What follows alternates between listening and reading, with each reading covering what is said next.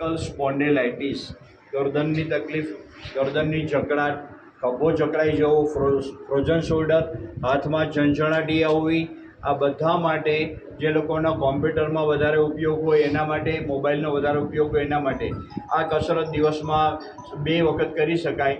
પહેલી કસરત, હાથ સીધા રાખવાના, હથેળીને પાછળ કહેવાની, ખીંચવાની, સ્ટ્રેચિંગ આર્મ, શ્વાસ રોકવાનો, ધીરેથી છોડવાનો. ફરીથી હાથ સીધા રાખી શ્વાસ ભરો, હથેળીને ખેંચો, પાછળ નસ ખેંચાતી હોવાનો અહેસાસ થાય. શ્વાસ રોકી રાખો 10 સેકન્ડ, 20 સેકન્ડ, 30 સેકન્ડ સુધી. ધીરેથી છોડ દો. આ 3 વખત કરવાની છે. આ કસરત ઊભા જ કરવાની છે. બીજી કસરત ડમરું, જમણો હાથ આ રીતે વાઇબ્રેટિંગ કરતો જવાનું, ઘુમાવવાનું, ડમરું વગાડવાનું, શંકર ભગવાન. સાવ આહિસ્તા, સાવ ધીમે ધીમે ધીમે. જેટલો આટલો હાથ ઊંચો થતો હોય તો અહીંયા સુધી, જેટલો હાથ ઊંચો થતો હોય ત્યાં સુધી લઈ શકાય, પાછળ સુધી. અને આ રીતે મૂવમેન્ટ કરતાં કરતાં નીચે લઈ આવવાનો. પાછળ જેટલો જાય એટલો જવા દેવાનો. આ થોડું હું સ્પીડી કરું છું પણ આ સાવ આહિસ્તા કરવાનું. આ એક રાઉન્ડ કરતાં 2 મિનિટ થાય. એક જ રાઉન્ડ કરવાનો છે. પછી બીજો હાથ, તકલીફ હોય કે ન હોય આ કરી શકાય, પણ સાવ ધીમે. જેટલું આહિસ્તા કરશો એટલો વધારે ફાયદો છે. લોહી સર્ક્યુલેશન થશે, જ્ઞાનતંતુમાં એનર્જી, ઉર્જાનો પ્રવાહ વહેતો થશે.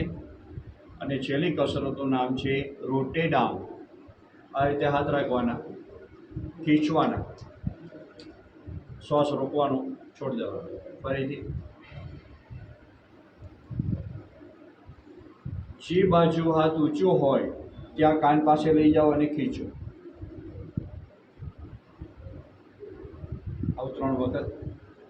ત્યાર પછી આ હાથને પાછળ લઈ જાઓ, ડોક સીધી, હાથ પાછળ અને ખીંચો. અને જે સાઈડથી લઈ જાઓ એની વિરુદ્ધ સાઈડ હાથ પાછો આવે. આ રીતે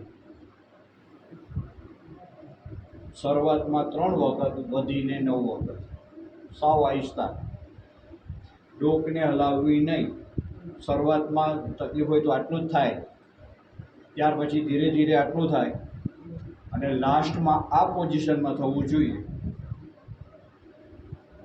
પછી ઊંધો હાથ, ડાબો હાથ ઉપર, જમણો નીચે. પહેલાં 3 વખત ખીંચવાનું,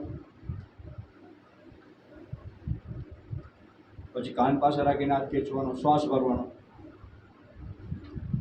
પછી રોટેટ આઉટ.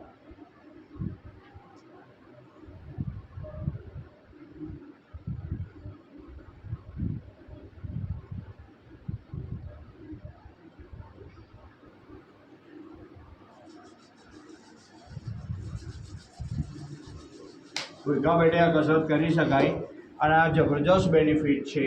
નાસ્તો કરીને 1 કલાક પછી આ કસરત કરી શકાય. સવાર સાંજ 2 ટાઈમ કરવાથી cervical સ્પોન્ડિલાઇટિસ, ફ્રોઝન શોલ્ડર, હાથની તકલીફ, હાથમાં ઝંઝણાટી, ચક્કર આવવા, વર્ટિગોમાં પણ આ કામની કસરત છે.